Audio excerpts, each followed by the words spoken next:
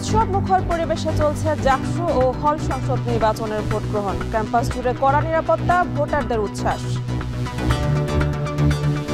5ই আগস্টের পর থেকে আমাদের অন্যতম একটা দাবিগুলোর মধ্যে এটি হচ্ছে অন্যতম একটা দাবি ছিল যে আমরা জাকসু নির্বাচন যাতে অবশ্যই হয়। উৎসব উদ্দীপনা এগুলো কাজ করছে আমার মধ্যে। খুব টেনশন লাগতেছে ফার্স্ট কথা, যেহেতু আমি একজন প্রার্থী হলের মধ্যে। আর সেকেন্ড জিনিস হলো যে খুবই আবার আনন্দ লাগছে, কারণ কি আমি আমার লাইফে প্রথম ভোটটা দিতে পারছি।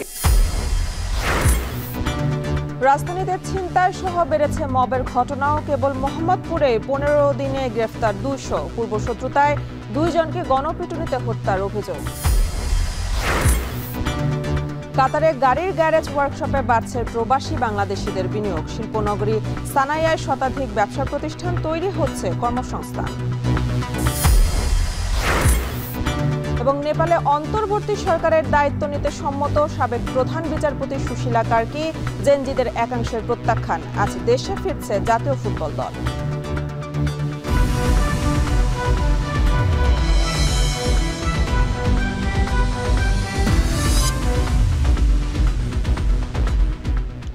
স্বাগত। এখন বাণিজ্যের পুরো আয়োজন জুড়ে সঙ্গে আছে আমি মেহেরিন অ্যানি।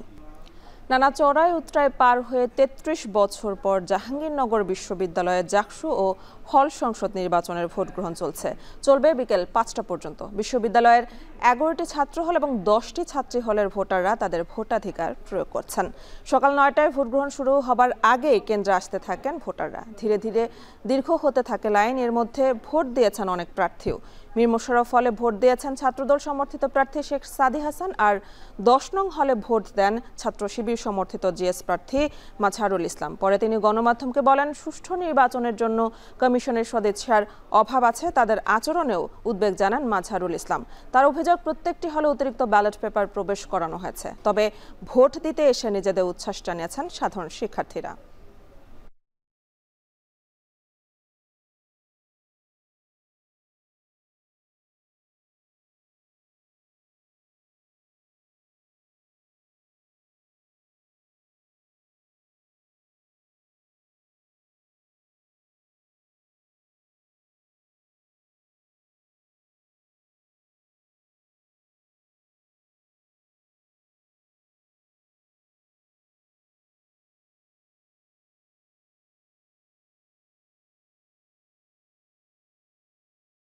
আমি খুবই বেশি এক্সাইটেড। আর একটা জিনিস খুব ভালো লাগলো, রেসপন্স খুব বেশি পাচ্ছি আমরা। প্রথমত জাকসুর ভোটের আগে আমি কখনো আশা করিনি এত লোক আসবে। দীর্ঘ বছর পরে এরকম জাকসু নির্বাচন হচ্ছে এবং আমরা চাই এরকম নির্বাচন আসুক, প্রতি বছর হোক। ছাত্রদের যে ছাত্র সংসদ, এটা বজায় থাকুক। আমি নিজে প্রতিনিধি নির্বাচন করতে পারবো, যা হল এবং বিশ্ববিদ্যালয়ের অগ্রগতি এবং উন্নতির জন্য কাজ করবে। লাইন তো লম্বাই দেখা যাচ্ছে, তার মানে বোঝা যাচ্ছে যে শিক্ষার্থীদের স্বতঃস্ফূর্ত অংশগ্রহণ আছে এবং আশা করি সারাদিন ভালোই যাবে। বিভিন্ন হলে প্রয়োজনের অতিরিক্ত যারা ভোটার সংখ্যা, নির্দিষ্ট ভোটার সংখ্যার অতিরিক্ত ব্যালট পেপার ভেতরে ঢুকেছে। আমরা এই ব্যাপারে স্পষ্ট বার্তা দিতে চাই। আমরা এবং এখনই যোগাযোগ করছি সেই জায়গাগুলোতে যেন অতিরিক্ত ব্যালট পেপারগুলো বাইরে নিয়ে আসে। সার্বিকভাবে দেখা যাচ্ছে যে নির্বাচন কমিশন আসলে একটি ষড়যন্ত্রমূলক একটা পরিবেশ তৈরি করছে। আমরা অবিলম্বে নির্বাচন কমিশনকে আহ্বান জানাচ্ছি, ওনারা যেন এই পরিবেশটাকে দ্রুত ফিক্স করে ফেলেন এবং নির্বাচনের একটি সুষ্ঠু পরিবেশ ওনারা নিশ্চিত করেন। জাকসু নির্বাচনের সবশেষ খবর জানাতে এই মুহূর্তে জাহাঙ্গীরনগর বিশ্ববিদ্যালয়ের বিভিন্ন ভোট কেন্দ্রে আছেন আমাদের সহকর্মীরা। যুক্ত হব তাদের সাথে। এই মুহূর্তে মীর মোশাররফ হোসেন হলে আছেন সিফাত শাহরিয়ার, তাজউদ্দিন হলে আছেন সাজিদ আরাফাত, এছাড়া আছেন হোসেন জাহিদ, হাসিব বিল্লাহ, হুমায়ুন কবির এবং ওমর ফারুক। শুরুতেই আমরা চলে যাব হাসিব বিল্লাহর কাছে। হাসিব, আপনি জানাবেন, এই যে 9টা থেকে তো ভোট গ্রহণ শুরু হয়ে গেছে, তো ভোটাররা আসলে আসতে শুরু করেছেন কিনা আর ভোটারদের লাইন কেমন দেখছেন? এছাড়া সার্বিক পরিবেশ নিয়ে প্রার্থীদের কোনো অভিযোগ রয়েছে কিনা জানাবেন।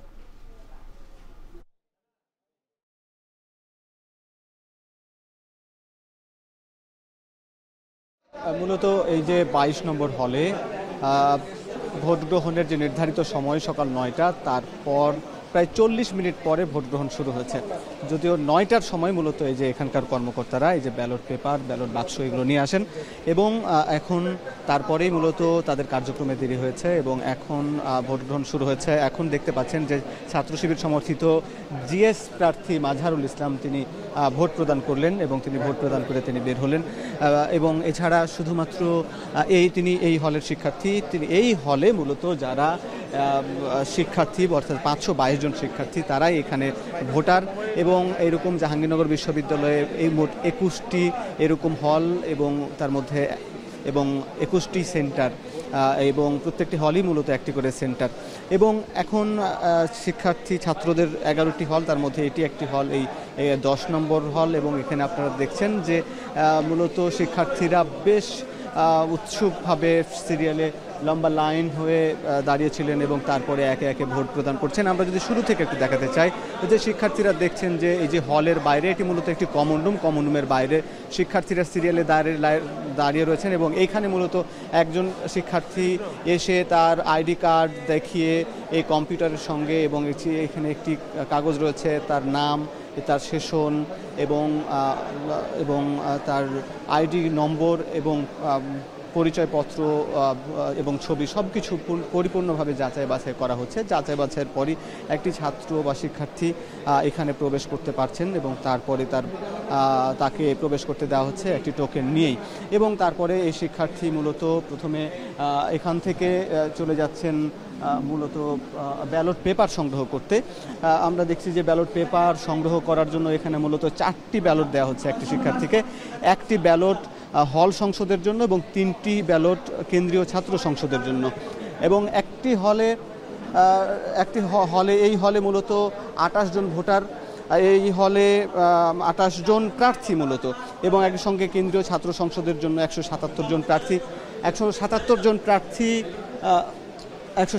জন প্রার্থী ভোটার এবং তাদের জন্য 3টি করে ব্যালট পেপার সংগ্রহ করছেন। এখানে শিক্ষার্থীদের ব্যালট পেপার সংগ্রহ, এখান থেকে ব্যালট পেপার সংগ্রহ করার পরে তারা ভোট দেওয়ার জন্য এখান থেকে শিক্ষার্থীদের এখানে মূলত সংগ্রহ করছেন। এই যে এখানে আমরা দেখতে পাচ্ছি যে একজন শিক্ষার্থী, এখানে যে শিক্ষার্থীটি ব্যালট পরিচয়পত্র সংগ্রহ করেছেন, তারপরে মূলত তিনি এখানে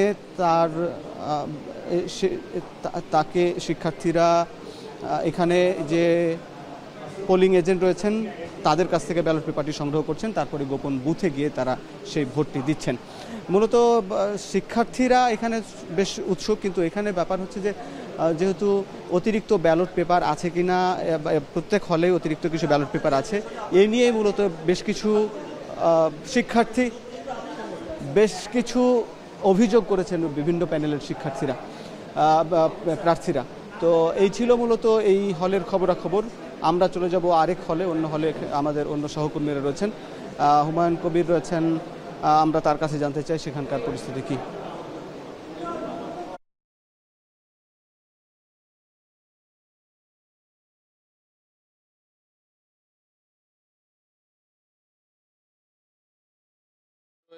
শহীদ তাজউদ্দিন হলে, এই হলে 9টায় ভোট গ্রহণ শুরু হয়েছে। এখন পেরিয়ে গেছে বেশ কিছু সময় এবং আমরা দেখছি ভোটাররা স্বতঃস্ফূর্ত অংশগ্রহণ তাদের দেখছি। আমরা লাইন ধরে ধরে কিন্তু শান্তিপূর্ণভাবেই এখন পর্যন্ত ভোট গ্রহণ চলছে।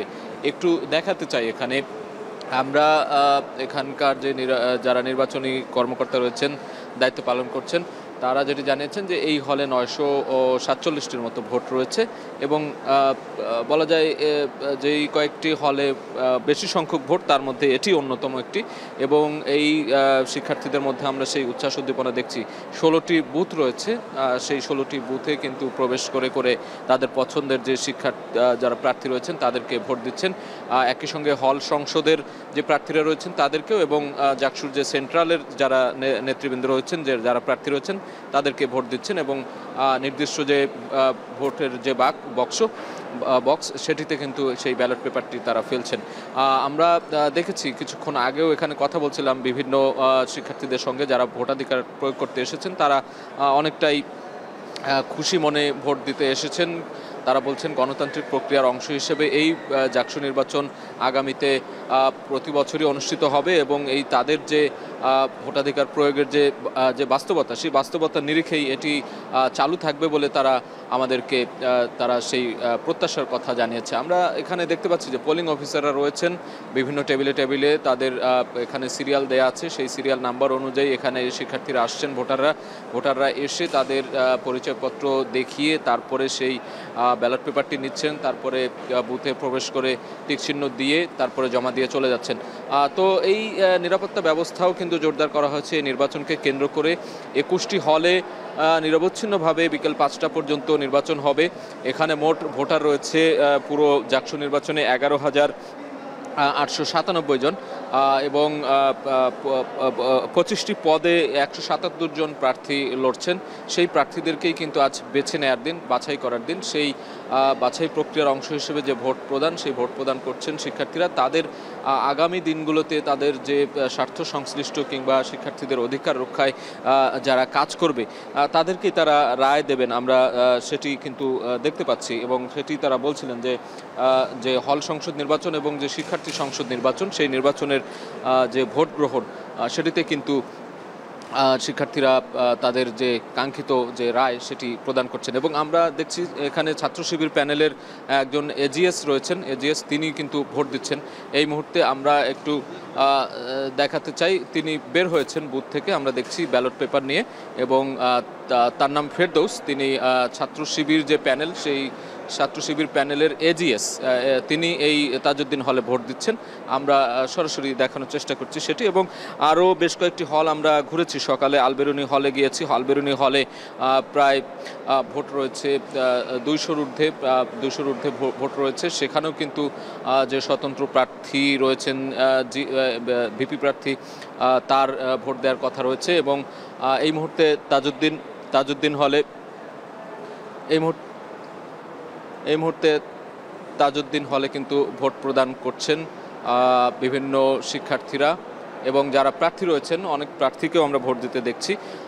তো এই যে নিরবচ্ছিন্ন ভোট গ্রহণ, শান্তিপূর্ণভাবে ভোট গ্রহণ চলবে এমনটি আশাবাদ প্রকাশ করেছেন এখানকার শিক্ষার্থীরা, যে কোনো ধরনের অনভিপ্রেত কিংবা অনাকাঙ্ক্ষিত ঘটনা ঘটবে না বলেও তারা প্রত্যাশার কথা জানিয়েছেন। এবং আইনশৃঙ্খলা রক্ষা করার লক্ষ্যে বাড়তি যে আইনশৃঙ্খলা রক্ষাকারী বাহিনী তাদেরকে নিয়োজিত করা হয়েছে। এবং গতকালকে একটি পাল্টাপাল্টি দ্বিমত একটি ঘটনা থাকলেও আজকে কিন্তু ভোটের দিনে আমরা দেখছি যে এখন পর্যন্ত কোনো ধরনের অনাকাঙ্ক্ষিত ঘটনা ঘটেনি।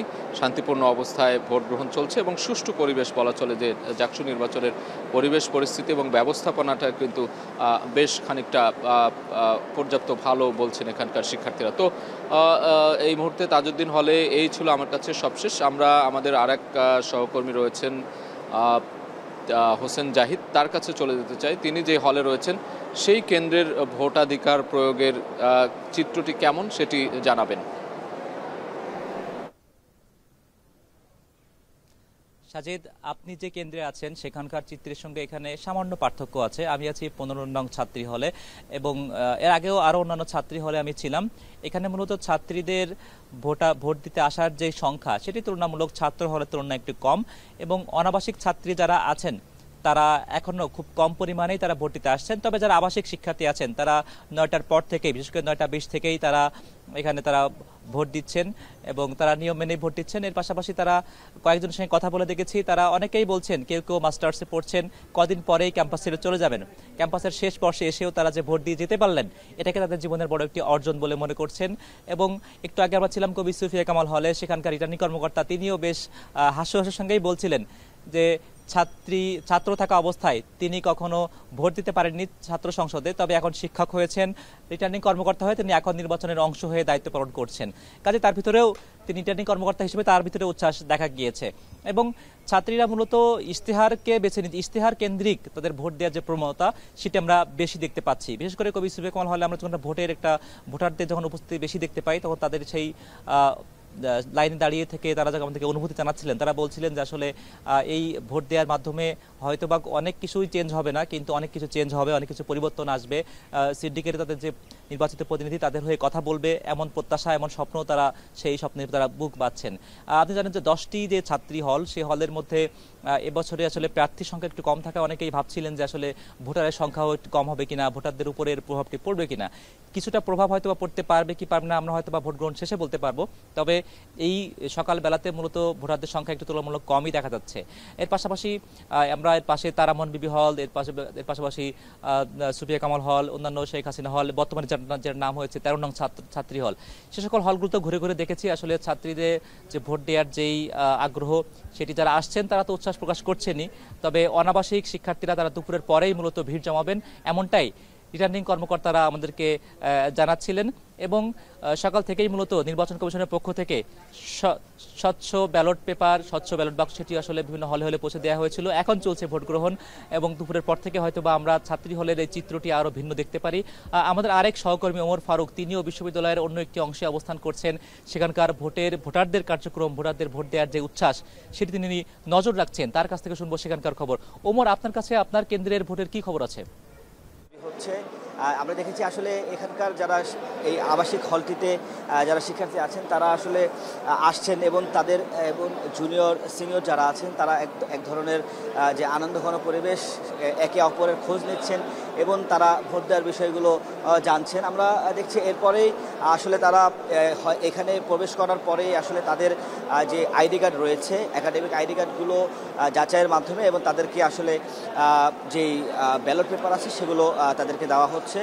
আমরা দেখছি যে আসলে সব মিলিয়ে এখানকার যে পরিবেশ, আমরা সকাল থেকেই দেখছি যে এখানে এখনো পর্যন্ত কোনো ধরনের অপ্রীতিকর ঘটনা বা অনাকাঙ্ক্ষিত কোনো ধরনের ঘটনা বা কোনো বিশৃঙ্খল কোনো পরিবেশ তৈরি হয়নি। মোটামুটি এখানকার যারা পোলিং এজেন্ট, রিটার্নিং কর্মকর্তা আছেন, এছাড়াও অন্যান্য যারা এখানকার কাজে নিয়োজিত আছেন, সবাই আনন্দঘন পরিবেশে কাজ করছেন। যারা শিক্ষার্থীরা আছেন তারা এখানে ভোট দিচ্ছেন। আমরা যদি দেখাই যে আসলে এখানে যে কেন্দ্রীয় ছাত্র সংসদের পক্ষ থেকে যে 8টি প্যানেলের যারা আছেন তাদের যে পোলিং এজেন্টরাও কিন্তু বিভিন্ন ভোট কেন্দ্রে রয়েছে। আমরা যদি বলি এই যে 21 নং ছাত্র হল কেন্দ্র, এখানে আমরা দেখেছি আসলে প্রায় 8 শতাধিক শিক্ষার্থী রয়েছে, যার ফলে আমরা এখানে শিক্ষার্থীদের উপস্থিতি আমরা অনেক বেশি দেখতে পাচ্ছি। এর পাশাপাশি আমরা দেখছি যে আসলে যে ভোট দেওয়ার প্রক্রিয়া, আমরা দেখেছি এই হলে এই ভোট কেন্দ্রে মোট 16টি বুথ রয়েছে, অর্থাৎ শিক্ষার্থীরা তাদের যেই ব্যালট পেপার আছে সেই ব্যালট পেপারগুলো সংগ্রহ করে তারা কিন্তু এই যে বুথ রয়েছে সেখানে তারা গিয়ে তাদের যে কাঙ্ক্ষিত যে প্রার্থী রয়েছেন তারা ভোট দিয়ে এখানে যে ব্যালট পেপার আছে সেই ব্যালট পেপারে কিন্তু তারা সেটি ফেলছেন। এবং শিক্ষার্থীদের সাথে আমরা কথা বলেছি এবং তারা বলছেন যে আসলে এই যে 33 বছর পরে তাদের যে এই ক্যাম্পাসে তাদের যে প্রত্যাশিত প্রার্থী, অর্থাৎ যে প্রার্থীর মাধ্যমে তারা আগামী তাদের যে প্রত্যাশা তারা সেটি পূরণ করবেন। তাদের যে একাডেমিক নানান ধরনের যেই জটিলতা রয়েছে, প্রশাসনিক বিভিন্ন ধরনের জটিলতা রয়েছে, সেগুলো আসলে তারা বলছেন যে তাদের প্রার্থীর কাছে সেটি তারা পৌঁছাবেন এবং তাদের যেই স্বপ্ন তাদের ক্যাম্পাসকে নিয়ে তারা মনে করছেন যে এই নির্বাচনের মাধ্যমে এবং যোগ্য প্রার্থী নির্বাচিত হওয়ার মাধ্যমে তারা তাদের যে পছন্দের প্রার্থীর কাছে তাদের যে দাবি আছে, অনুযোগ আছে, তারা সেটি পৌঁছাবেন। তো দর্শক, এই মুহূর্তে আমরা চলে যাব 13 নং হলে, আরেকটি হলে আমাদের সহকর্মী হুমায়ুন কবিরের কাছে।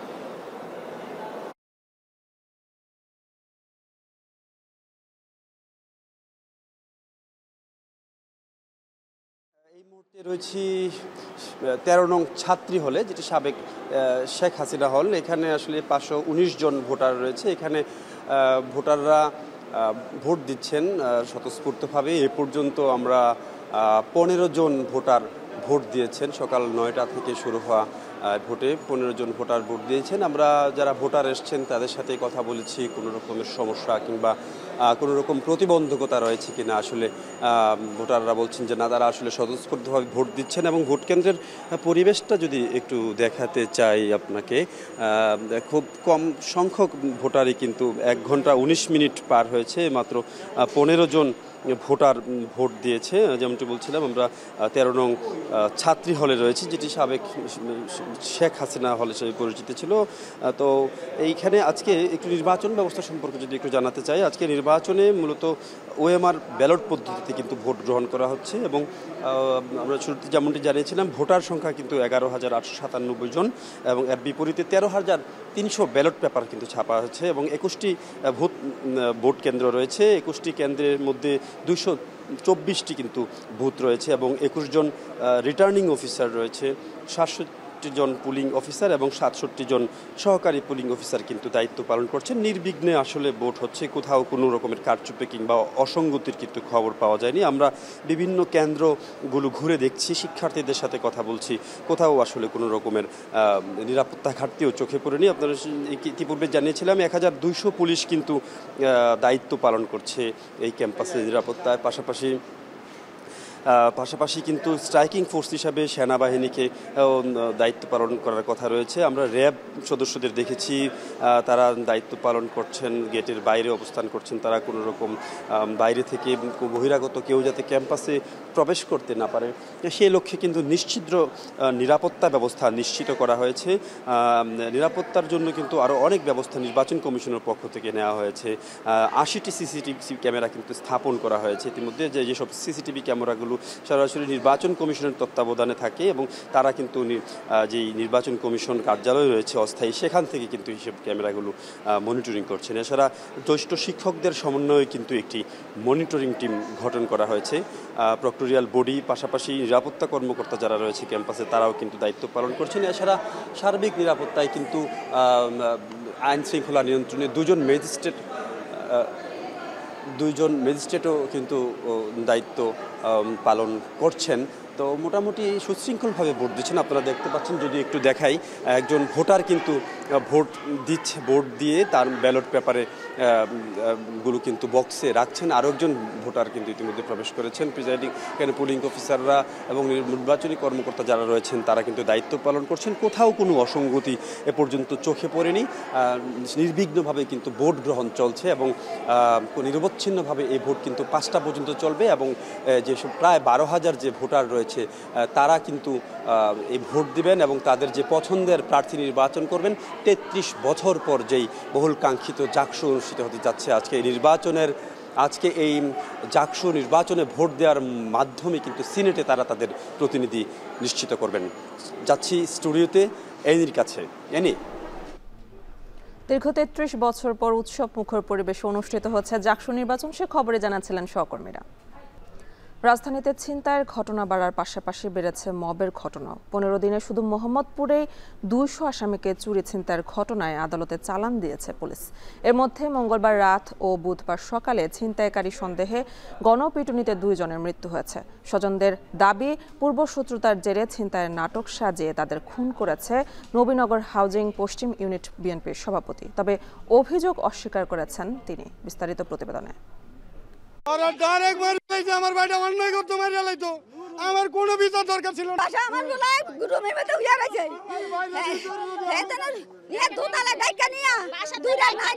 ছিনতাইকারী সন্দেহে মোহাম্মদপুরের নবীনগরে 3 ঘন্টার ব্যবধানে পিটিয়ে হত্যা করা হয় হানিফ ও সুজন নামের 2 ব্যক্তিকে। গুরুতর আহত হয় শরীফ ও ফয়সাল নামে আরও 2 জন। তবে স্বজনদের দাবি, পূর্বশত্রুতার জেরে নাটক সাজিয়ে তাদের হত্যা করা হয়েছে।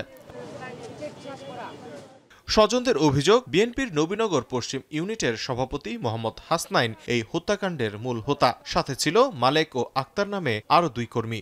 1 নম্বর হলো হাসনাইন সভাপতি, ও হলো মাদক ব্যবসায়ী, আবার এরকম ভালো মানুষ এরকম ছিনতাইকার করে আমার এলাকায়। তারপরে হলো মালেক, সিকিউরিটি চাকরি করে, আর পোলাই ছিনতাইকার, আবার এই দলের সদস্য মালেক।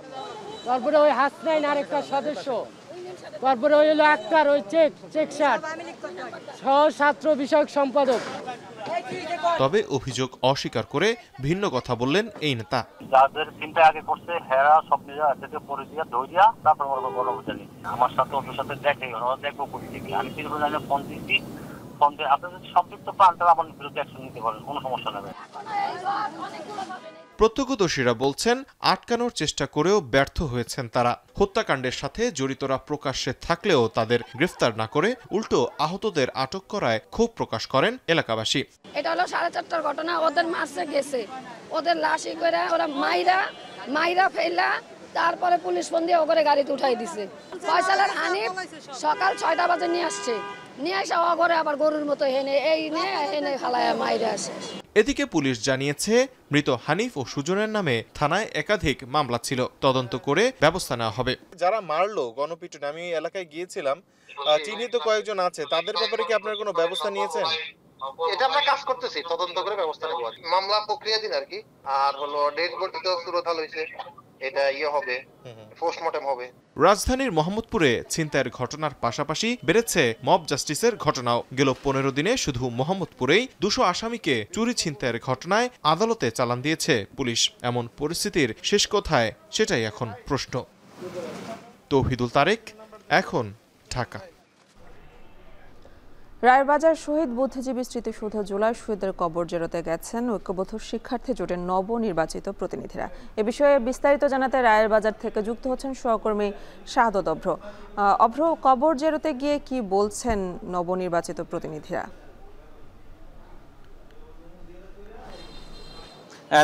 ইতিমধ্যেই কিন্তু কবর জিয়ারত শেষ করে তারা এই শহীদ বুদ্ধিজীবী যে কবরস্থান সেটা কিন্তু ত্যাগ করে চলে যাচ্ছেন। আর কিছুক্ষণ আগে কিন্তু তারা আমাদের সাথে কথা বলেছেন। তারা বলছেন যে জুলাই আগস্টের যে আমানত সেটিকে তারা যদি কোনোভাবেই ভুলে না যান, সেই জন্যই কিন্তু তাদের আজকের এই কবর জিয়ারত। এবং তাদের মূলত এই প্যানেলের পক্ষ থেকে তারা এসেছেন যারা কিনা ডাকসুতে বিজয়ী হয়েছে। বিশেষ করে আপনি নিশ্চয়ই দেখতে পাবেন ওখানে, আমি কিন্তু এখনো লক্ষ্য করছি প্যানেলের অনেক সদস্য এখনো কিন্তু এখানেই উপস্থিত আছেন। এবং তার সাথে সাথে কিন্তু এসেছিলেন বর্তমান নবনির্বাচিত ডাকসু ভিপি সাদিক কায়েম, তার সাথে সাথে জিএস এবং জিএস ফরহাদও কিন্তু কথা বলেছে। SM ফরহাদ তিনি কিন্তু আমাদেরকে জানিয়েছেন যে এই শহীদ এবং ঢাকা বিশ্ববিদ্যালয়ের শিক্ষার্থী সবার যে আকাঙ্ক্ষা, সেই আকাঙ্ক্ষার ঢাকা বিশ্ববিদ্যালয় বাস্তবায়নে কিন্তু তারা বদ্ধপরিকর। তিনি আরো বলেছেন যে কোনো মূল্যেই হোক যারা কিনা বিজয়ী হয়েছে এবং যারা পরাজিত হয়েছে, দুই দল থেকেই তারা মূলত তাদের ইস্তেহারগুলো নিচ্ছেন এবং নিয়ে কিন্তু তারা চাইছেন যে সবার সম্মিলিত প্রয়াসে একটি সুন্দর ক্যাম্পাস তৈরি করতে। আর তাদের আজকের এই কার্যক্রমের পর তারা আমাদের জানিয়েছেন তারা যাবেন শহীদদের কাছে, জুলাই আগস্টে যারা শহীদ হয়েছেন তাদের কাছে। তারা কিন্তু সেই শহীদদের আত্মত্যাগকে কোনোভাবেই যেন ভুলে না যান, সেটি কিন্তু বারবার উল্লেখ করতে দেখেছি। এছাড়াও ভিপি সাদেক কায়েম কিন্তু বলেছেন যে কোনো মূল্যেই হোক যে স্বপ্ন নতুন বাংলাদেশ, নতুন ঢাকা বিশ্ববিদ্যালয়ে দেখেছে, সেটি কোনোভাবে যেন বানচাল কেউ করতে না পারে। সেজন্য কিন্তু সচেতন থাকতে হবে, সজাগ থাকতে হবে এবং শিক্ষার্থীদের পাশে নিয়ে কোনো নেতা হিসেবে নয়, বরঞ্চ সহপাঠী হিসেবে, বোন হিসেবে, ভাই হিসেবে যেন তারা পাশে থাকতে পারেন। সেই জন্য কিন্তু তারা সবার কাছে কিন্তু তাদের দোয়া এবং শুভকামনা চেয়েছেন। এবং তারা বলেছেন যে এই যে ঢাকা বিশ্ববিদ্যালয়ের মতো জায়গা যেখানে ডাকসু নির্বাচন বহুদিন পর হলো, সেখানে কিন্তু তারা যে শিক্ষার্থী আছে তাদের কিন্তু যেই আকাঙ্ক্ষা সে সব কিছু পূরণ করতে বদ্ধপরিকর। এ ছিল আমার কাছে রাজবাজার বৌদ্ধভূমি থেকে ডাকসুর নবনির্বাচিত যেই প্যানেল, সেই প্যানেলের পক্ষ থেকে কিন্তু দোয়া এবং তাদের কবর জিয়ারতের পর সর্বশেষ খবর। অ্যানি। রায়েরবাজার থেকে যুক্ত ছিলেন সহকর্মী শাহাদত অভ্র। থেকে বাগেরহাট সংসদীয় আসন পুনর্বহালের দাবিতে 48 ঘন্টা টানা হরতাল চলছে। শত শত পণ্যবাহী ট্রাক আটকা পড়েছে, সড়কে পণ্য ওঠানামানোর কাজেও ব্যাহত হচ্ছে। অন্যদিকে সংসদীয় আসন পুনর্বিন্যাসের দাবিতে চতুর্থ দিনের মতো ফরিদপুরে ঢাকা বরিশাল ও ঢাকা খুলনা মহাসড়কে অবরোধ করছে স্থানীয়রা। এ নিয়ে আরও জানাতে খুলনা থেকে যুক্ত হচ্ছেন তরিকুল ইসলাম এবং ফরিদপুরের ভাঙার থেকে যুক্ত হচ্ছেন মফিজুর রহমান শিপন। প্রথমে চলে যাব বাগেরহাটে তরিকুলের কাছে। তরিকুল, আপনি জানাবেন এই যে হরতাল চলছে 48 ঘন্টা, সে হরতালে কোনো বিশৃঙ্খল পরিস্থিতি সৃষ্টি হয়েছে কিনা এ নিয়ে বিস্তারিত জানাবেন।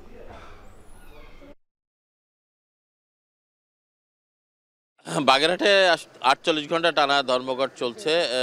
এখানে আমরা দেখতে পাচ্ছি যে সকাল থেকে গত 48 ঘন্টায় এই এলাকা দিয়ে আসলে কোনো যানবাহন চলাচল করেনি এবং এখানে কাটাখালী এলাকায় আমি রয়েছি বাগেরহাটের। এখানে যেটি দেখেছি যে লম্বা একটি লাইন রয়েছে যানবাহনের, শত শত পণ্যবাহী ট্রাক এখানে দাঁড়িয়ে আছে, যারা এখনো পর্যন্ত তারা এখানে পণ্য নিয়ে দাঁড়িয়ে আছে এবং পণ্য ওঠানামার যে কাজ মংলা বন্দরে সেটিও কিন্তু ব্যাহত হচ্ছে, কারণ পণ্য নামার পরে এটি আসলে সড়ক দিয়ে যাবে, যে সড়ক দিয়ে সেই সড়কগুলো সবই কিন্তু বন্ধ রয়েছে। সব মিলিয়ে আমরা একটা কথা বলতে পারি যে এখানে পণ্যবাহী ট্রাকের পাশাপাশি মানুষের যে দুর্ভোগ সেটি কিন্তু আসলে চরমে উঠেছে। এই দুর্ভোগের কারণে কিন্তু আপনারা দেখতে পাচ্ছেন যে এই এলাকায় মানুষ এসে, যারা দূর দূরান্ত থেকে এসেছে তারা কিন্তু এখানে এসে দাঁড়িয়ে আছে এবং ছোট ছোট ভ্যানে করে তারা যাতায়াতের চেষ্টা করছে। শুধুমাত্র জরুরি যেসব রুগী রয়েছে, অসুস্থ রুগী, অ্যাম্বুলেন্স এবং জরুরি সেবার আওতায় যেগুলো রয়েছে, ওষুধের ও বিভিন্ন ওষুধ সরবরাহকারী যে পরিবহনগুলো রয়েছে সেইগুলো ছেড়ে দেওয়া হচ্ছে, কিন্তু বাকি কিন্তু সবই কিন্তু আটকে দেওয়া হচ্ছে এবং এখানে যারা দূর দূরান্ত থেকে বিভিন্ন জায়গায় যাওয়ার চেষ্টা করছিল তাদেরকে আটকে দেওয়া হচ্ছে এবং মোটরসাইকেল যোগেও যারা যাচ্ছে তাদেরকে যেতে দেওয়া হচ্ছে না। সব মিলিয়ে যাত্রীবাহী পরিবহনও কিন্তু বন্ধ রয়েছে। আমরা গত 48 ঘন্টায় যে বিষয়টি এখানে লক্ষ্য করেছি যে এখানকার মানুষ কিন্তু তারা চাচ্ছে যে এখানকার সংসদীয় যে 4টি আসন সেটি পুনর্বহাল হোক এবং পুনর্বহাল থাকুক এবং এই পুনর্বহাল না হলে কিন্তু তারা আরও দুর্বল আন্দোলন গড়ে তুলবে এবং বাগেরহাট অঞ্চলকে অচল করে দিবে। তো এই ছিল আমার কাছে বাগেরহাটের কাটাখালী এলাকা থেকে এখানকার যে ধর্মঘট চলছে বা হরতাল চলছে তার সর্বশেষ খবর। এবার অবরোধের আরো খবর জানতে চলে যাব ভাঙায়। সেখানে আছেন সহকর্মী মফিজুর রহমান শিপন। আপনি জানাবেন এই যে অবরোধ চলছে, অবরোধ কেমন দেখছেন আপনি, আর স্থানীয়রা কি বলছেন, বিস্তারিত জানাবেন।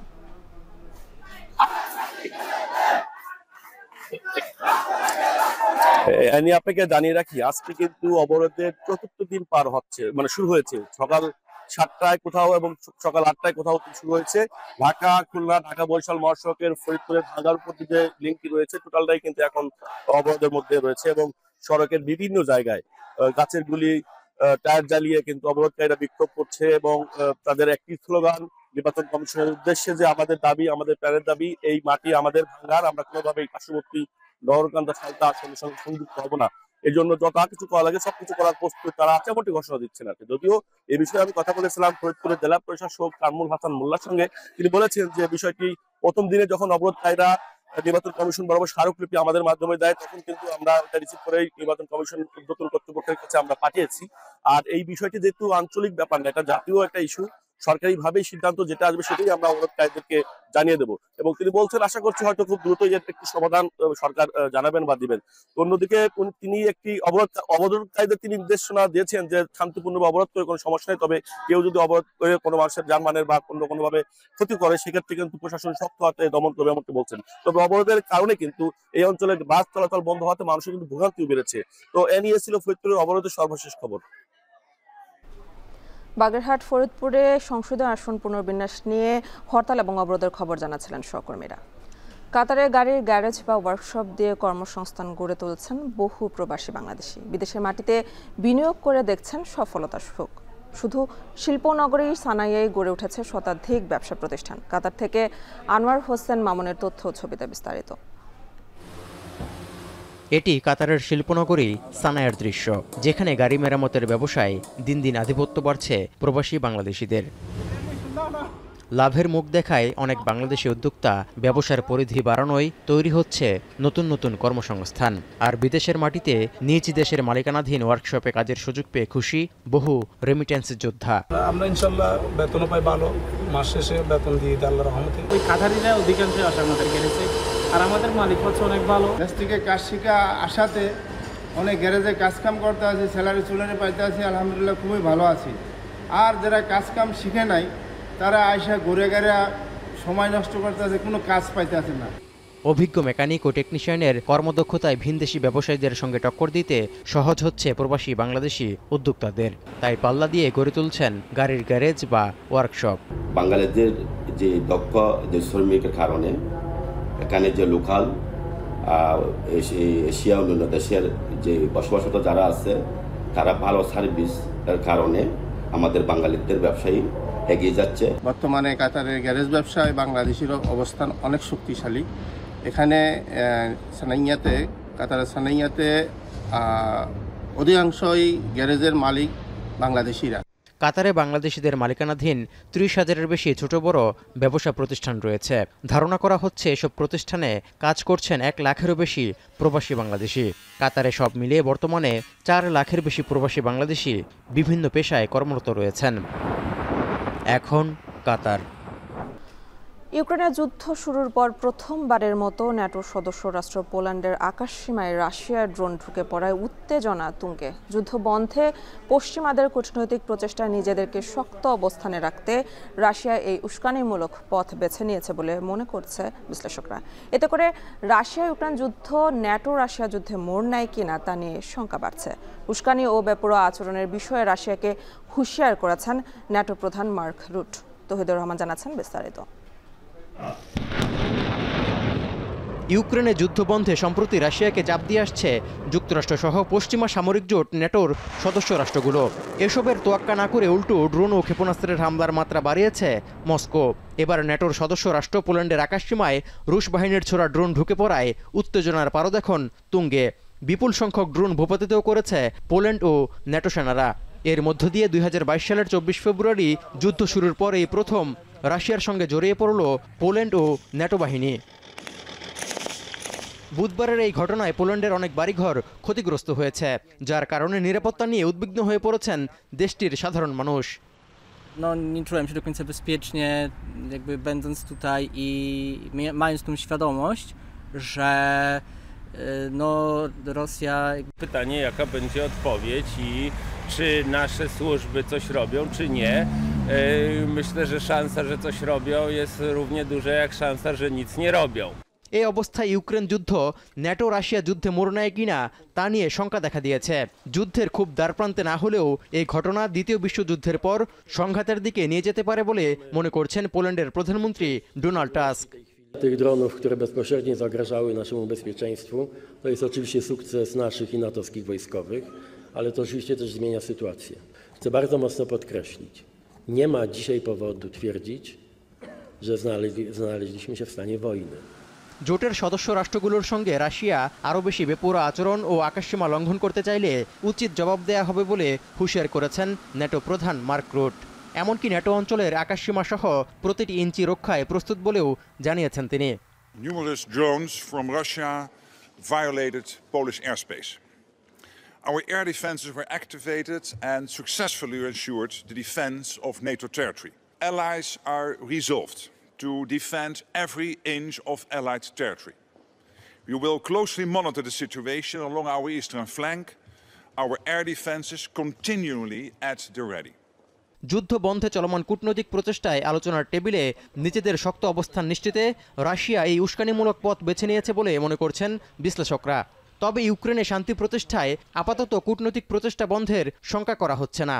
Also sowohl die massiven Drohnenangriffe auf die Ukraine in den letzten Wochen als auch jetzt dieser Vorfall, dass der polnische Luftraum verletzt wurde, ist eindeutig eine Provokation, einen Bumerang-Effekt haben wird, wenn Russland die Absicht hatte, die Europäer und die Amerikaner hier jetzt einzuschüchtern.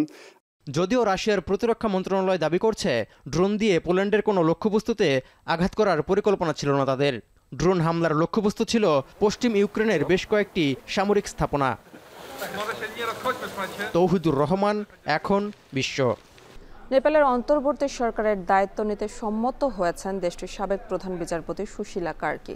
জেনজিদের সমর্থনে সাড়া দিয়ে সংকটময় মুহূর্তে দেশের দায়িত্ব পালনে এগিয়ে এসেছেন তিনি। তবে জেনজিদের একটি অংশ তার বিরোধিতা করছে। সুশীলাকে সমর্থন জানিয়েছেন কাঠমান্ডুর মেয়র বালেন্দ্র শাহ। দেশের শান্তি ও নিরাপত্তা ফেরাতে সব ধরনের চেষ্টা চালিয়ে যাচ্ছে সেনাবাহিনী। এর মধ্যে পলাতক শতাধিক কারাবন্দী ও অবৈধ অস্ত্র উদ্ধার করেছে তারা। বিস্তারিত জানাচ্ছেন তানভীর জনি।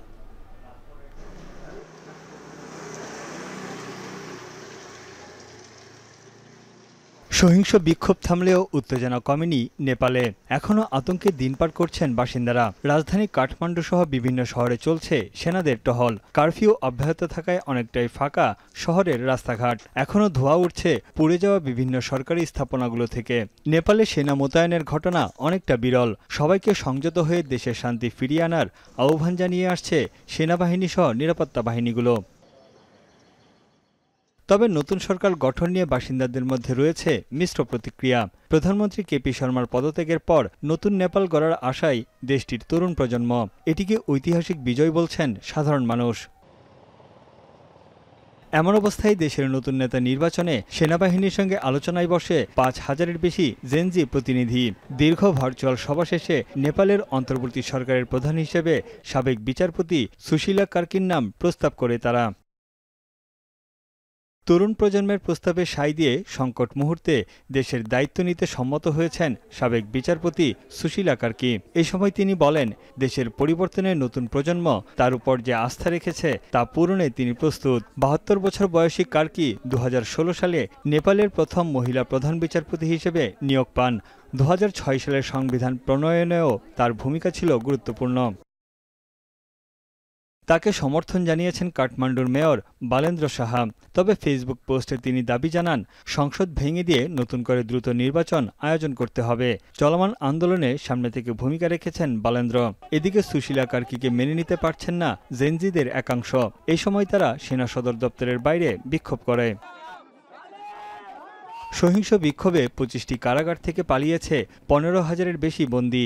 লুট হয়েছে অস্ত্র ও গোলাবারুদ। বন্দীদের গ্রেপ্তার ও অস্ত্র উদ্ধারে অভিযান জোরদার করেছে সেনাবাহিনী। এরই মধ্যে শতাধিক বন্দীকে গ্রেপ্তারসহ বেশ কিছু অস্ত্র উদ্ধার করা হয়েছে। সহিংসতার জেরে বন্ধ রয়েছে ভারত নেপাল সীমান্ত। এতে পণ্য বোঝাই শত শত ট্রাকের দীর্ঘ সারি তৈরি হয়েছে রাস্তায়। নেপালে আটকা পড়েছেন বাংলাদেশ, ভারতসহ বিভিন্ন দেশের নাগরিকেরা। ত্রিভুবন সহ বাকি বিমানবন্দর চালু হয়, স্বাভাবিক হচ্ছে ফ্লাইট চলাচল। মূলত তরুণ সমাজের বেকারত্ব, ভঙ্গুর অর্থনীতি, সরকারের সীমাহীন দুর্নীতি এবং সবশেষ সামাজিক যোগাযোগ মাধ্যম বন্ধের জেরে বিক্ষোভে নামে নেপালের ছাত্র জনতা। তানভীর জানি, এখন বিশ্ব। জনপ্রত্যাশা ও চ্যালেঞ্জ শীর্ষক সেমিনারে কথা বলছেন বিএনপির স্থায়ী কমিটির সদস্য সালাউদ্দিন আহমেদ। সরাসরি চলে যাচ্ছে সেখানে। রিড হয়েছে, এগুলো বাস্তবায়ন হবে, তবে সেগুলোর উপর নির্ভর করে এবারের নির্বাচনটা হচ্ছে না, কারণ এগুলো অলরেডি যে অবস্থায় আছে আর কোনো পরিবর্তনের প্রয়োজন হচ্ছে না। কারণ ডিলিমিটেশন অ্যাক্টে যে পরিবর্তনটা সংশোধনীটা আনা হয়েছে, যে নির্দিষ্ট অনুচ্ছেদে যে প্রতি 10 বছর পর অথবা আদমশুমারির পর হুইচেভার ইজ আর্লিয়ার বলা আছে, মানে 10 বছর ন্যূনতম থাকতে হবে। কোন সময় হয়তো 10 বছরের পরেও আদমশুমারি হতে পারে, ন্যূনতম সময়সীমা 10 এলাকা ডিলিমিটেশন বিবেচনা করা হবে বেসড অন দি অথবা ভিত্তিতে প্রশাসনিক ব্যবস্থা ইত্যাদি বিবেচনায় নিয়ে বলা হয়েছে এখানে একটা বিশেষ হবে সাময়িক। কথা বলছিলেন বিএনপির স্থায়ী কমিটির সদস্য সালাউদ্দিন আহমেদ। সরাসরি যুক্ত ছিলাম সেখানে। অবশেষে অনিশ্চয়তা কাটিয়ে আছে দেশে ফিরছে বাংলাদেশ জাতীয় ফুটবল দল। সহিংস আন্দোলনের জেরে নেপালে কয়েকদিন আটকে থাকার পর আজ দুপুর 12টার দিকে দেশে ফেরার কথা রয়েছে ভূঁইয়াদের। বাফুফে বাংলাদেশ সরকার ও কাঠমান্ডু দূতাবাসের সম্মিলিত প্রচেষ্টায় সেনাবাহিনীর বিশেষ এক ফ্লাইটে দেশে ফিরছে বাংলাদেশ ফুটবল দল।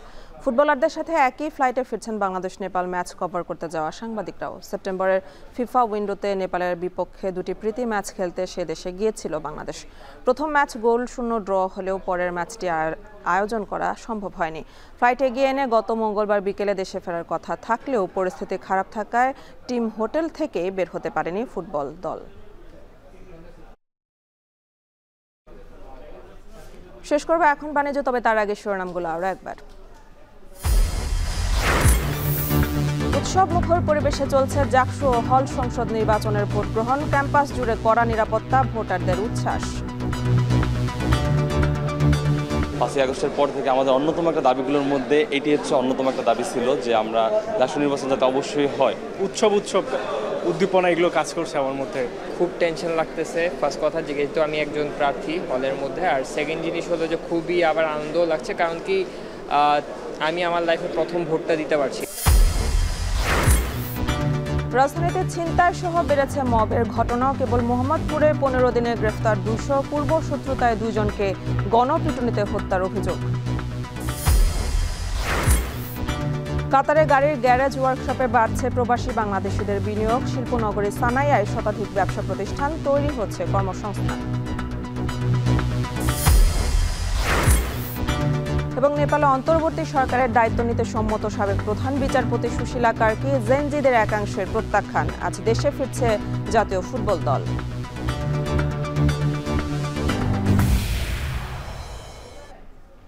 এই ছিল এখন বাণিজ্য। এখন টেলিভিশন ওয়েবসাইটে দেখতে ভিজিট করুন www.এখন.tv। এছাড়া ফেসবুকে দেখতে ভিজিট করুন facebook.com/tv.এখন এবং ইউটিউবে দেখতে ভিজিট করুন youtube.com/c/এখন।